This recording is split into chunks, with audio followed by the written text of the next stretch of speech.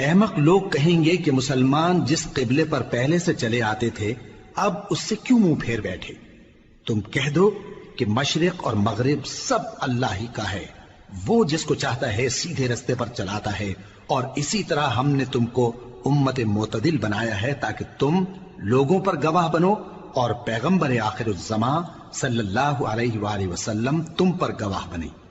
اور جس قبلے پر تم پہلے تھے اس کو ہم نے اس لیے مقرر کیا تھا کہ معلوم کریں کہ کون ہمارے پیغمبر کا تابع رہتا ہے اور کون الٹے پاؤں پھر جاتا ہے۔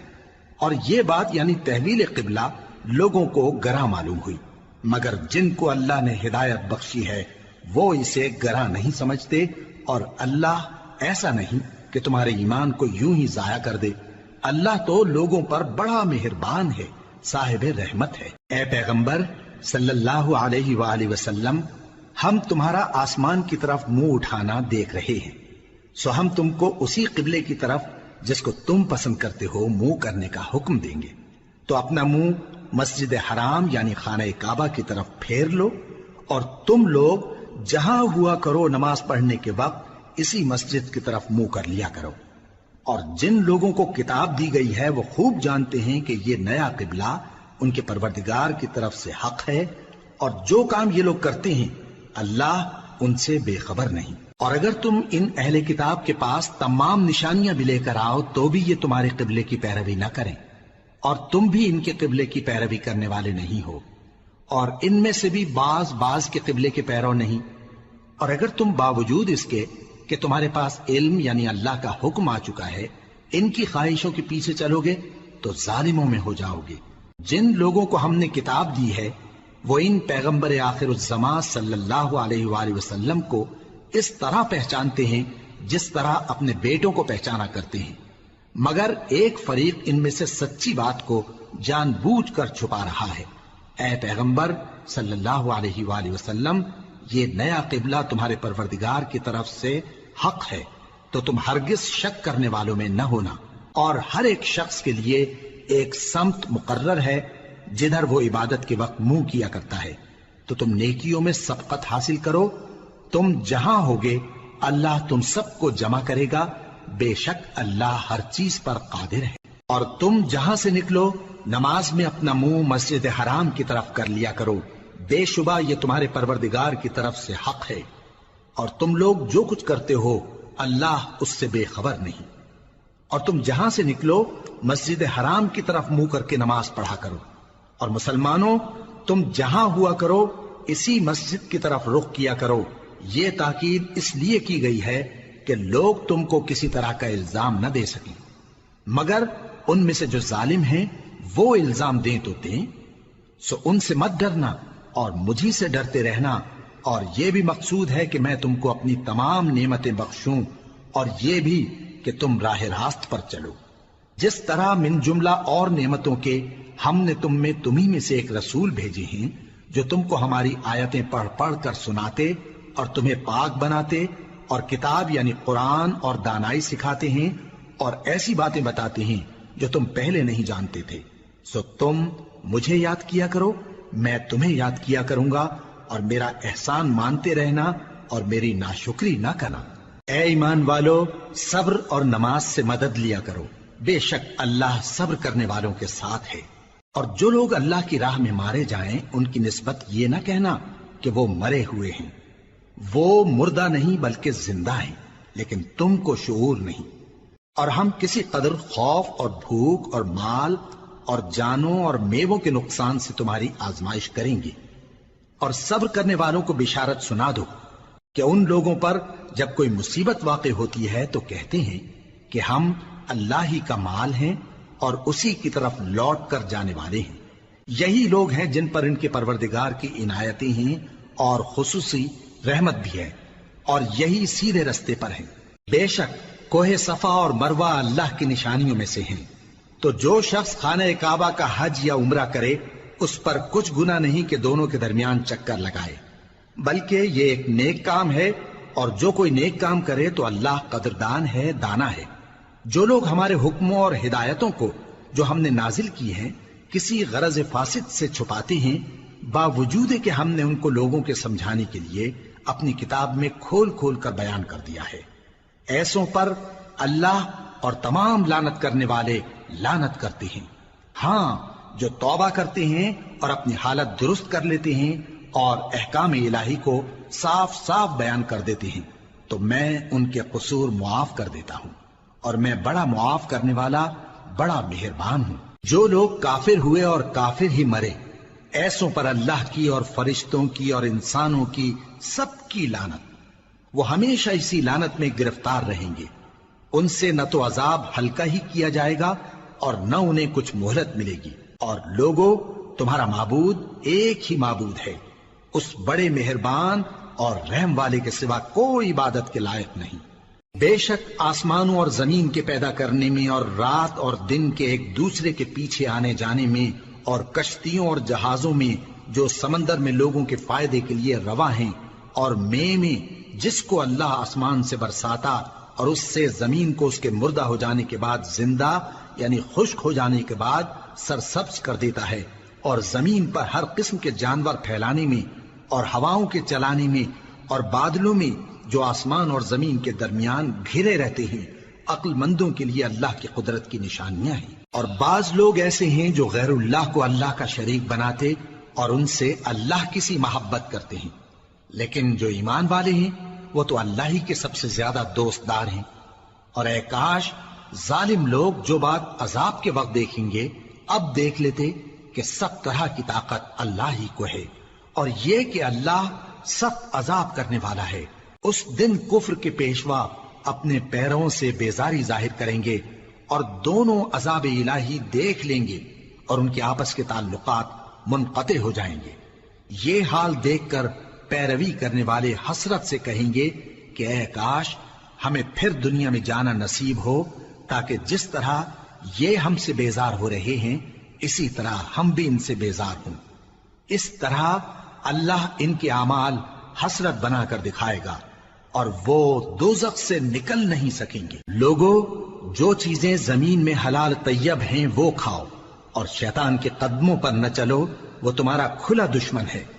وہ تو تم کو برائی اور بے حیائی ہی کے کام کرنے کو کہتا ہے، اور یہ بھی کہ اللہ کی نسبت ایسی باتیں کہو جن کا تمہیں کچھ بھی علم نہیں۔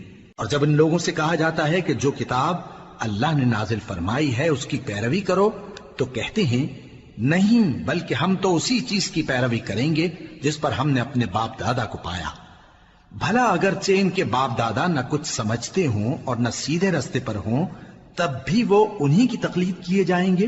جو لوگ کافر ہیں ان کی مثال اس شخص کی سی ہے جو کسی ایسی چیز کو آواز دے جو پکار اور آواز کے سوا کچھ سن نہ سکے۔ یہ بہرے ہیں، گونگے ہیں، اندھے ہیں کہ کچھ سمجھ ہی نہیں سکتے۔ اے اہل ایمان، جو پاکیزہ چیزیں ہم نے تم کو عطا فرمائی ہیں ان کو کھاؤ، اور اگر اللہ ہی کے بندے ہو تو اس کی نعمتوں کا شکر بھی ادا کرو۔ اس نے تو تم پر بس مرا ہوا جانور اور لہو اور سور کا گوشت اور جس چیز پر اللہ کے سوا کسی اور کا نام پکارا جائے حرام کر دیا ہے۔ ہاں، جو مجبور ہو جائے بشرطے کہ اللہ کی نافرمانی نہ کرے اور حد ضرورت سے باہر نہ نکل جائے، اس پر کچھ گناہ نہیں۔ بے شک اللہ بخشنے والا ہے، رحم کرنے والا ہے۔ جو لوگ اللہ کی کتاب سے ان آیتوں اور ہدایتوں کو جو اس نے نازل فرمائی ہیں چھپاتے اور ان کے بدلے تھوڑی سی قیمت یعنی دنیاوی منفعت حاصل کرتے ہیں، وہ اپنے پیٹوں میں محض آگ بھرتے ہیں۔ ایسے لوگوں سے اللہ قیامت کے دن نہ کلام کرے گا اور نہ ان کو گناہوں سے پاک کرے گا، اور ان کے لیے دکھ دینے والا عذاب ہے۔ یہ وہ لوگ ہیں جنہوں نے ہدایت چھوڑ کر گمراہی اور بخشش چھوڑ کر عذاب خرید لیا۔ یہ آتش جہنم کی کیسی برداشت کرنے والے ہیں۔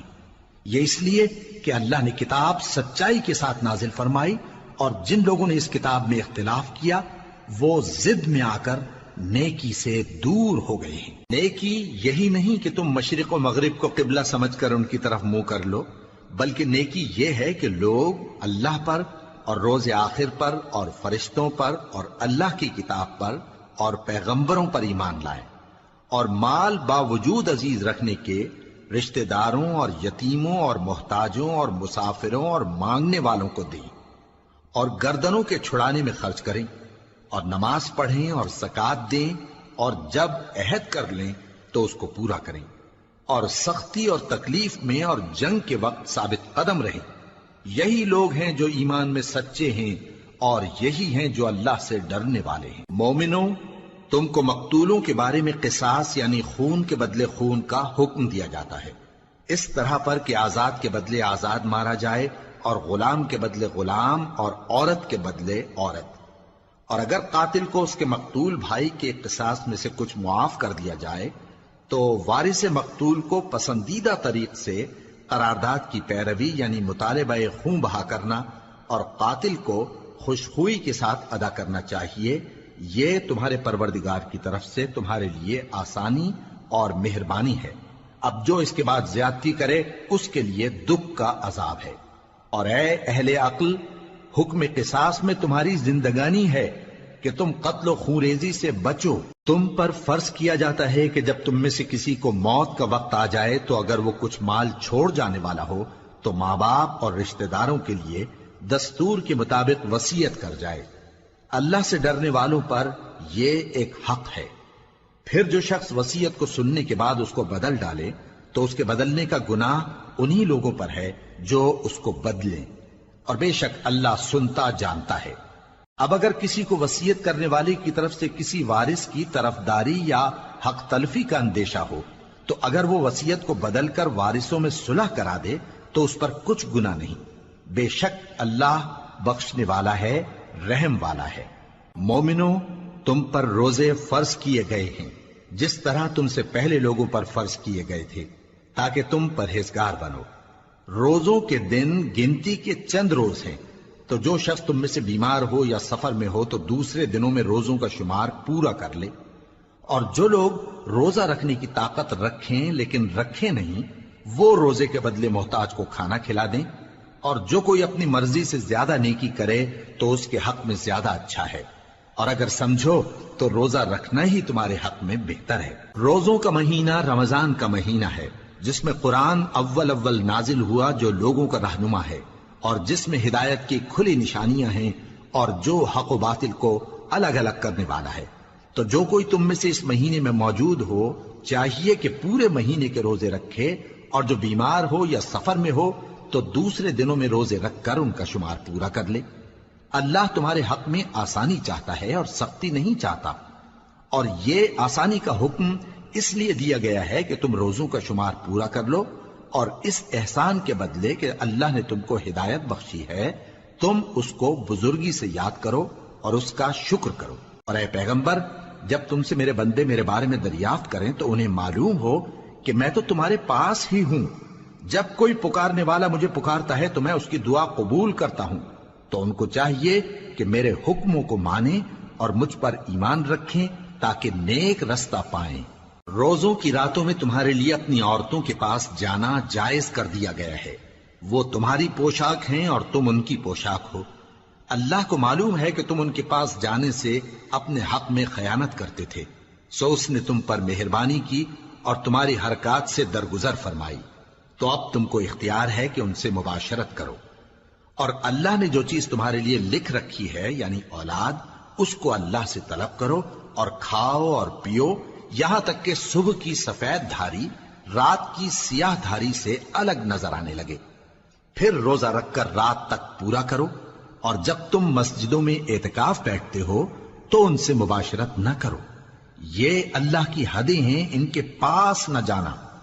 اسی طرح اللہ اپنی آیتیں لوگوں کے سمجھانے کے لیے کھول کھول کر بیان فرماتا ہے تاکہ وہ پرہیزگار بنے۔ اور آپس میں ایک دوسرے کا مال ناحق نہ کھاؤ، اور نہ اس کو رشوتاً حاکموں کے پاس پہنچاؤ تاکہ لوگوں کے مال کا کچھ حصہ ناجائز طور پر کھا جاؤ، اور اسے تم جانتے بھی ہو۔ اے پیغمبر، لوگ تم سے نئے چاند کے بارے میں دریافت کرتے ہیں کہ گھٹتا بڑھتا کیوں ہے۔ کہہ دو کہ وہ لوگوں کے کاموں کی میعادیں اور حج کے وقت معلوم ہونے کا ذریعہ ہے، اور نیکی اس بات میں نہیں کہ احرام کی حالت میں گھروں میں ان کے پچھواڑے کی طرف سے آؤ، بلکہ نیکوکار وہ ہے جو پرہیزگار ہو، اور گھروں میں ان کے دروازوں سے آیا کرو، اور اللہ سے ڈرتے رہو تاکہ کامیاب ہو جاؤ۔ اور جو لوگ تم سے لڑتے ہیں تم بھی اللہ کی راہ میں ان سے لڑو، مگر زیادتی نہ کرنا، کہ اللہ زیادتی کرنے والوں کو دوست نہیں رکھتا، اور ان کو جہاں پاؤ قتل کر دو، اور جہاں سے انہوں نے تم کو نکالا ہے یعنی مکے سے، وہاں سے تم بھی ان کو نکال دو۔ اور دین سے گمراہ کرنے کا فساد قتل و خونریزی سے کہیں بڑھ کر ہے، اور جب تک وہ تم سے مسجد حرام یعنی خانہ کعبہ کے پاس نہ لڑیں تم بھی وہاں ان سے نہ لڑنا۔ ہاں اگر وہ تم سے لڑیں تو تم ان کو قتل کر ڈالو، کافروں کی یہی سزا ہے۔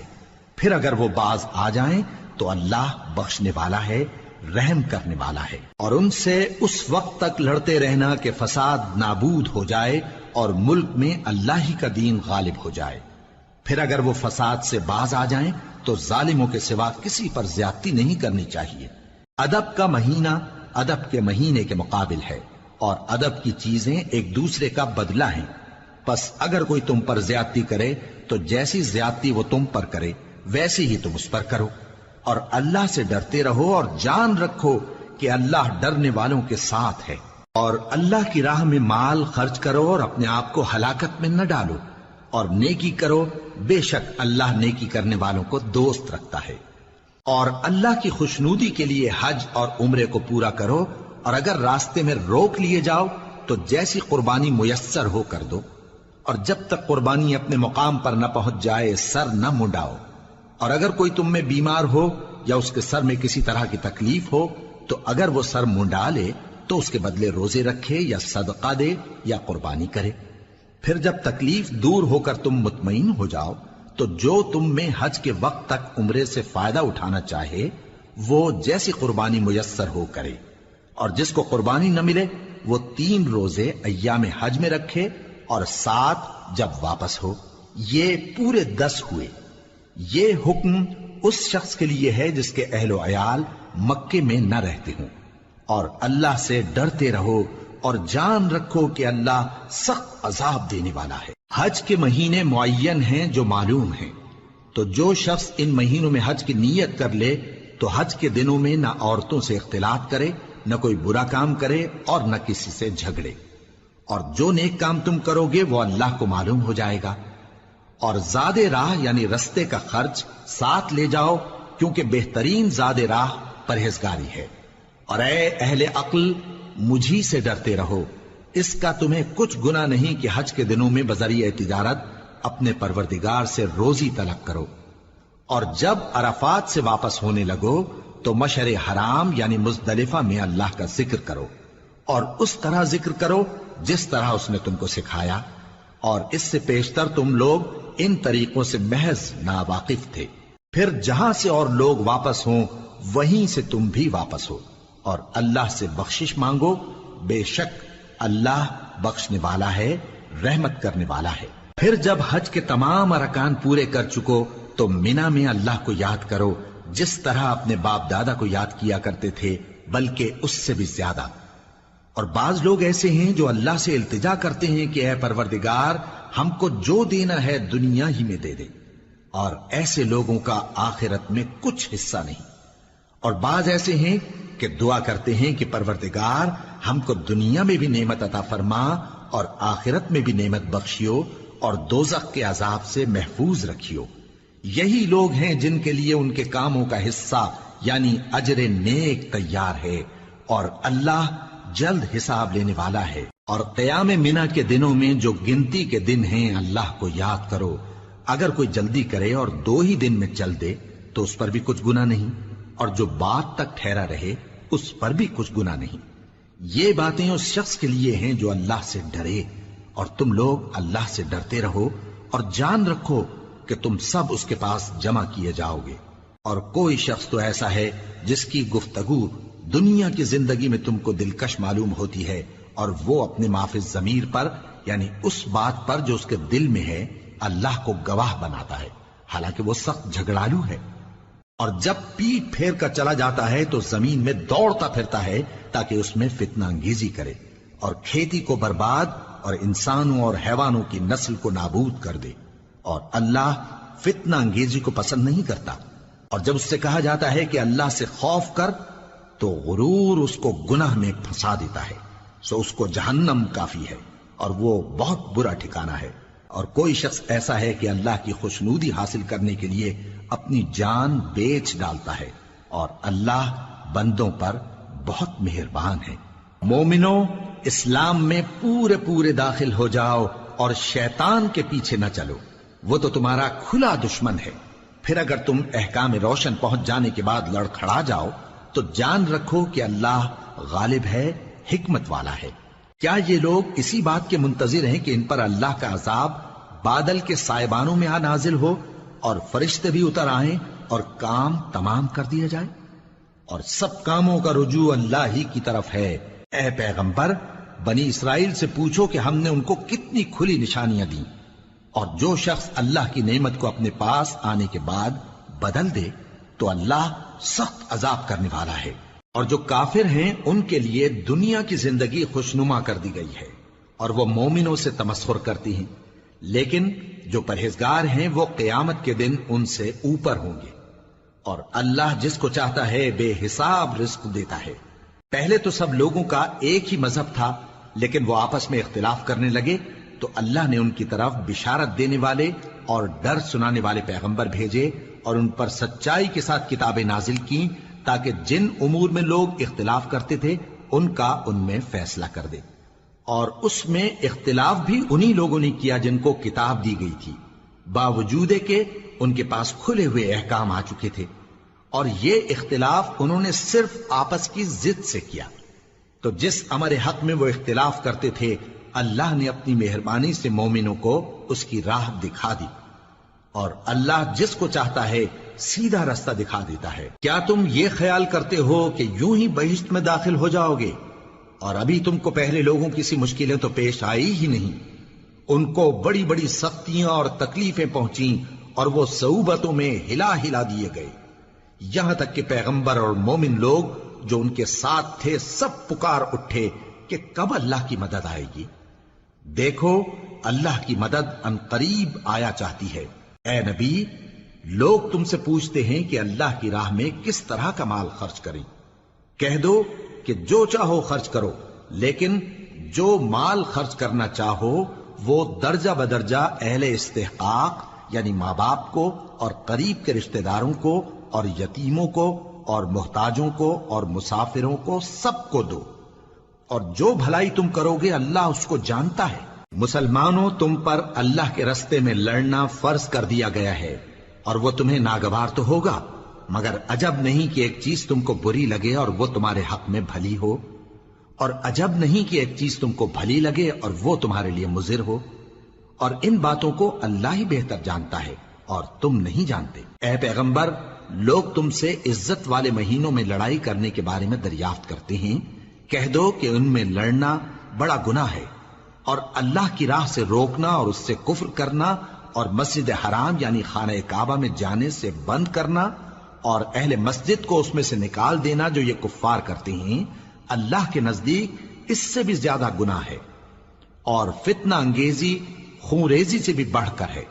اور یہ لوگ ہمیشہ تم سے لڑتے رہیں گے، یہاں تک کہ اگر مقدور رکھیں تو تم کو تمہارے دین سے پھیر دیں، اور جو کوئی تم میں سے اپنے دین سے پھر کر کافر ہو جائے گا اور کافر ہی مرے گا تو ایسے لوگوں کے اعمال دنیا اور آخرت دونوں میں برباد ہو جائیں گے، اور یہی لوگ دوزخ میں جانے والے ہیں جس میں ہمیشہ رہیں گے۔ جو لوگ ایمان لائے اور اللہ کے لیے وطن چھوڑ گئے اور کفار سے جنگ کرتے رہے وہی اللہ کی رحمت کے امیدوار ہیں، اور اللہ بخشنے والا ہے، رحمت کرنے والا ہے۔ اے پیغمبر، لوگ تم سے شراب اور جوئے کا حکم دریافت کرتے ہیں، کہہ دو کہ ان میں گناہ بڑے ہیں اور لوگوں کے لیے کچھ فائدے بھی ہیں، مگر ان کے گناہ فائدوں سے کہیں زیادہ ہیں۔ اور یہ بھی تم سے پوچھتے ہیں کہ اللہ کی راہ میں کون سا مال خرچ کریں، کہہ دو کہ جو ضرورت سے زیادہ ہو۔ اس طرح اللہ تمہارے لیے اپنے احکام کھول کھول کر بیان فرماتا ہے تاکہ تم سوچو، یعنی دنیا اور آخرت کی باتوں میں غور کرو۔ اور تم سے یتیموں کے بارے میں بھی دریافت کرتے ہیں، کہہ دو کہ ان کی حالت کی اصلاح بہت اچھا کام ہے، اور اگر تم ان سے مل جل کر رہنا یعنی خرچ اکٹھا رکھنا چاہو تو وہ تمہارے بھائی ہیں، اور اللہ خوب جانتا ہے کہ خرابی کرنے والا کون ہے اور اصلاح کرنے والا کون۔ اور اگر اللہ چاہتا تو تم کو تکلیف میں ڈال دیتا، بے شک اللہ غالب ہے، حکمت والا ہے۔ اور مومنوں مشرک عورتوں سے جب تک وہ ایمان نہ لائیں نکاح نہ کرنا، کیونکہ مشرک عورت خواہ تم کو کیسی ہی بھلی لگے اس سے مومن لونڈی بہتر ہے۔ اور اسی طرح مشرک مرد جب تک ایمان نہ لائیں مومن عورتوں کو ان کی زوجیت میں نہ دینا، کیونکہ مشرک مرد سے خواہ وہ تم کو کیسا ہی بھلا لگے مومن غلام بہتر ہے۔ یہ مشرک لوگوں کو دوزخ کی طرف بلاتی ہیں، اور اللہ اپنی مہربانی سے بہشت اور بخشش کی طرف بلاتا ہے، اور اپنے حکم لوگوں سے کھول کھول کر بیان کرتا ہے تاکہ نصیحت حاصل کریں۔ اور تم سے حیض کے بارے میں دریافت کرتے ہیں، کہہ دو وہ تو نجاست ہے، سو ایام حیض میں عورتوں سے کنارہ کش رہو، اور جب تک وہ پاک نہ ہو جائیں ان سے مقاربت نہ کرو۔ ہاں جب وہ پاک ہو جائیں تو جس طریق سے اللہ نے تمہیں ارشاد فرمایا ہے ان کے پاس جاؤ، کچھ شک نہیں کہ اللہ توبہ کرنے والوں اور پاک صاف رہنے والوں کو دوست رکھتا ہے۔ تمہاری عورتیں تمہاری کھیتی ہیں، تو اپنی کھیتی میں جس طرح چاہو جاؤ، اور اپنے لیے نیک عمل آگے بھیجو، اور اللہ سے ڈرتے رہو، اور جان رکھو کہ ایک دن تمہیں اس کے روبرو حاضر ہونا ہے۔ اور اے پیغمبر ایمان والوں کو بشارت سنا دو، اور اللہ کے نام کو اس بات کا ہیلا نہ بنانا کہ اس کی قسمیں کھا کھا کر سلوک کرنے اور پرہیزگاری کرنے اور لوگوں میں صلح و سازگاری کرانے سے رک جاؤ، اور اللہ سب کچھ سنتا ہے جانتا ہے۔ اللہ تمہاری لغو قسموں پر تم سے مواخذہ نہیں کرے گا، لیکن جو قسمیں تم قصد دلی سے کھاؤ گے ان پر مواخذہ کرے گا، اور اللہ بخشنے والا ہے بردبار ہے۔ جو لوگ اپنی عورتوں کے پاس جانے کی قسم کھا لیں ان کو 4 مہینے تک انتظار کرنا چاہیے۔ اگر اس عرصے میں قسم سے رجوع کر لیں تو اللہ بخشنے والا ہے، مہربان ہے۔ اور اگر طلاق کا ارادہ کر لیں تو بھی اللہ سنتا ہے جانتا ہے۔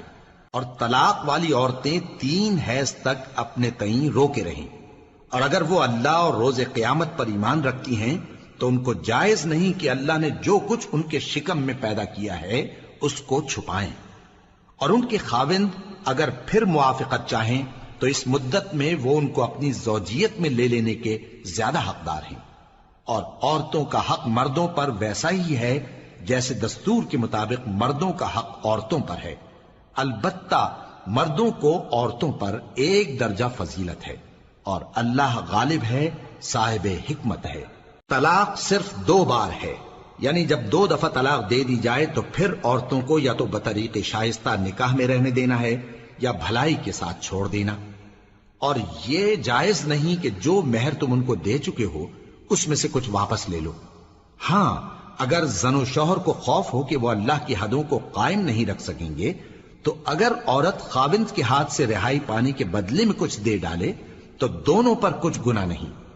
یہ اللہ کی مقرر کی ہوئی حدیں ہیں، ان سے باہر نہ نکلنا، اور جو لوگ اللہ کی حدوں سے باہر نکل جائیں گے وہ گناہگار ہوں گے۔ پھر اگر شوہر 2 طلاقوں کے بعد تیسری طلاق عورت کو دے دے تو اس کے بعد جب تک عورت کسی دوسرے شخص سے نکاح نہ کر لے اس پہلے شوہر پر حلال نہ ہوگی۔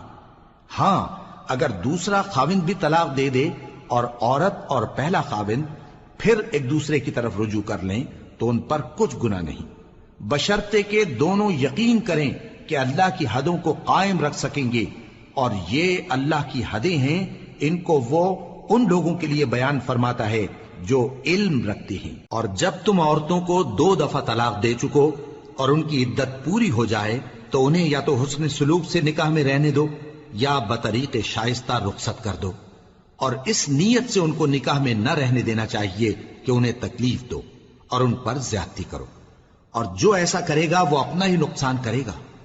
اور اللہ کے احکام کو ہنسی اور کھیل نہ بناؤ، اور اللہ نے تم کو جو نعمتیں بخشی ہیں اور تم پر جو کتاب اور دانائی کی باتیں نازل کی ہیں جن سے وہ تمہیں نصیحت فرماتا ہے ان کو یاد کرو، اور اللہ سے ڈرتے رہو، اور جان رکھو کہ اللہ ہر چیز سے واقف ہے۔ اور جب تم عورتوں کو طلاق دے چکو اور ان کی عدت پوری ہو جائے تو ان کو اپنے شوہروں کے ساتھ جب وہ آپس میں جائز طور پر راضی ہو جائیں نکاح کرنے سے مت روکو۔ اس حکم سے اس شخص کو نصیحت کی جاتی ہے جو تم میں اللہ اور روز آخر پر یقین رکھتا ہے۔ یہ تمہارے لیے نہایت خوب اور بہت پاکیزگی کی بات ہے، اور اللہ جانتا ہے اور تم نہیں جانتے۔ اور مائیں اپنے بچوں کو پورے 2 سال دودھ پلائیں یہ حکم اس شخص کے لیے ہے جو پوری مدت تک دودھ پلوانا چاہے، اور دودھ پلانے والی ماؤں کا کھانا اور کپڑا دستور کے مطابق باپ کے ذمے ہوگا۔ کسی شخص کو اس کی طاقت سے زیادہ تکلیف نہیں دی جاتی، تو یاد رکھو کہ نہ تو ماں کو اس کے بچے کے سبب نقصان پہنچایا جائے اور نہ باپ کو اس کی اولاد کی وجہ سے نقصان پہنچایا جائے، اور اسی طرح نان و نفقہ بچے کے وارث کے ذمے ہے۔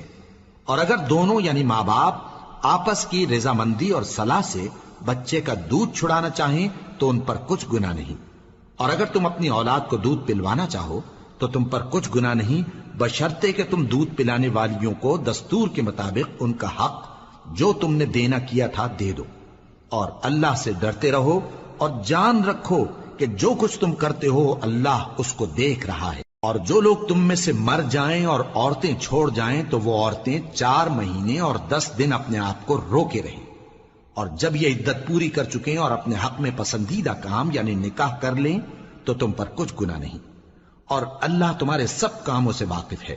اگر تم اشارے کنائے میں عورتوں کو نکاح کا پیغام بھیجو یا نکاح کی خواہش کو اپنے دلوں میں مخفی رکھو تو تم پر کچھ گناہ نہیں۔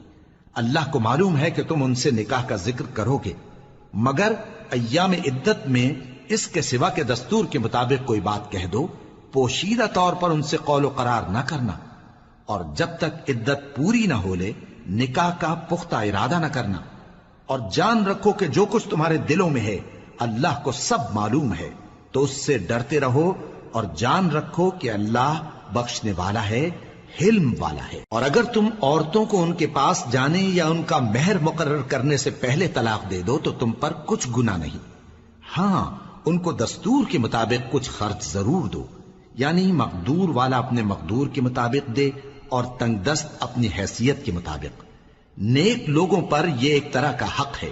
اور اگر تم عورتوں کو ان کے پاس جانے سے پہلے طلاق دے دو لیکن مہر مقرر کر چکے ہو تو آدھا مہر دینا ہوگا۔ ہاں اگر عورتیں مہر بخش دیں یا مرد جن کے ہاتھ میں عقد نکاح ہے اپنا حق چھوڑ دیں اور پورا مہر دے دیں تو ان کو اختیار ہے، اور اگر تم مرد لوگ ہی اپنا حق چھوڑ دو تو یہ پرہیزگاری کی بات ہے، اور آپس میں بھلائی کرنے کو فراموش نہ کرنا۔ کچھ شک نہیں کہ اللہ تمہارے سب کاموں کو دیکھ رہا ہے۔ مسلمانوں، سب نمازیں خصوصاً بیچ کی نماز یعنی نماز عصر پورے اہتمام کے ساتھ ادا کرتے رہو اور اللہ کے آگے ادب سے کھڑے رہا کرو۔ پھر اگر تم خوف کی حالت میں ہو تو پیادے یا سوار جس حال میں ہو نماز پڑھ لو۔ پھر جب امن و اطمینان ہو جائے تو جس طریق سے اللہ نے تم کو سکھایا ہے جو تم پہلے نہیں جانتے تھے اللہ کو یاد کرو۔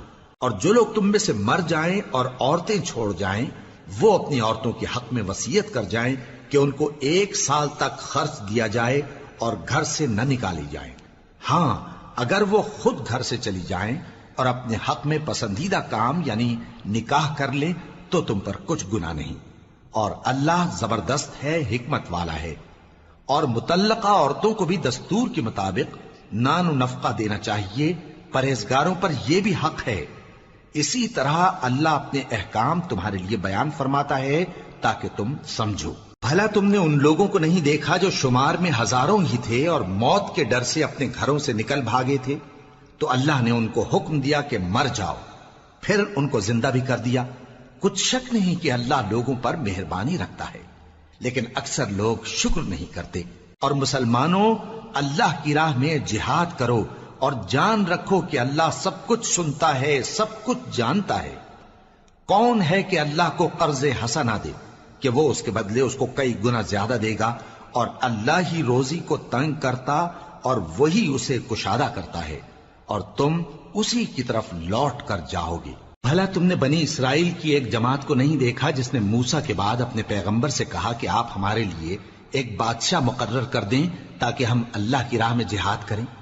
پیغمبر نے کہا کہ اگر تم کو جہاد کا حکم دیا جائے تو ایسا تو نہیں کہ لڑنے سے پہلو تہی کرو۔ وہ کہنے لگے کہ ہم اللہ کی راہ میں کیوں نہ لڑیں گے جبکہ ہم وطن سے خارج اور بال بچوں سے جدا کر دیے گئے۔ پھر جب ان کو جہاد کا حکم دیا گیا تو چند اشخاص کے سوا سب پھر گئے، اور اللہ ظالموں سے خوب واقف ہے۔ اور پیغمبر نے ان سے یہ بھی کہا کہ اللہ نے تم پر طالوت کو بادشاہ مقرر فرمایا ہے وہ بولے کہ اسے ہم پر بادشاہی کا حق کیوں کر ہو سکتا ہے؟ اس سے بڑھ کر بادشاہی کے مستحق تو ہم ہیں، اور اس کے پاس تو بہت سی دولت بھی نہیں۔ پیغمبر نے کہا کہ اللہ نے اس کو تم پر فضیلت دی ہے اور بادشاہی کے لیے منتخب فرمایا ہے۔ اس نے اسے علم بھی بہت سا بخشا ہے اور تن و توش بھی بڑا عطا کیا ہے، اور اللہ کو اختیار ہے جسے چاہے بادشاہی بخشے، وہ بڑا کشائش والا ہے، دانا ہے۔ اور پیغمبر نے ان سے کہا کہ ان کی یعنی طالوت کی بادشاہی کی نشانی یہ ہے کہ تمہارے پاس وہ صندوق آئے گا جس کو فرشتے اٹھائے ہوئے ہوں گے، اس میں تمہارے پروردگار کی طرف سے تسلی بخشنے والی چیز ہوگی اور کچھ اور چیزیں بھی ہوں گی جو موسیٰ اور ہارون چھوڑ گئے تھے۔ اگر تم ایمان رکھتے ہو تو یہ تمہارے لیے ایک بڑی نشانی ہے۔ غرض جب طالوت فوجیں لے کر روانہ ہوا تو اس نے ان سے کہا کہ اللہ ایک نہر سے تمہاری آزمائش کرنے والا ہے، جو شخص اس میں سے پانی پی لے گا اس کی نسبت تصور کیا جائے گا کہ وہ میرا نہیں، اور جو نہ پیے گا وہ سمجھا جائے گا کہ میرا ہے۔ ہاں اگر کوئی ہاتھ سے چلو بھر پانی لے لے تو خیر۔ جب وہ لوگ نہر پر پہنچے تو چند آدمیوں کے سوا سب نے پانی پی لیا۔ پھر جب طالوت اور مومن لوگ جو اس کے ساتھ تھے نہر کے پار ہو گئے تو کہنے لگے کہ آج ہم میں جالوت اور اس کے لشکر سے مقابلہ کرنے کی طاقت نہیں۔ جو لوگ یقین رکھتے تھے کہ ان کو اللہ کے روبرو حاضر ہونا ہے، وہ کہنے لگے کہ بسا اوقات تھوڑی سی جماعت نے اللہ کے حکم سے بڑی جماعت پر فتح حاصل کی ہے، اور اللہ ثابت قدم رہنے والوں کے ساتھ ہے۔ اور جب وہ لوگ جالوت اور اس کے لشکر کے مقابل میں آئے تو اللہ سے دعا کی کہ اے پروردگار، ہم پر صبر کے دہانے کھول دے اور ہمیں لڑائی میں ثابت قدم رکھ اور لشکر کفار پر فتح یاب کر۔ تو طالوت کی فوج نے اللہ کے حکم سے ان کو شکست دے دی، اور داؤد نے جالوت کو قتل کر ڈالا، اور اللہ نے ان کو بادشاہی اور دانائی بخشی اور جو کچھ چاہا سکھایا۔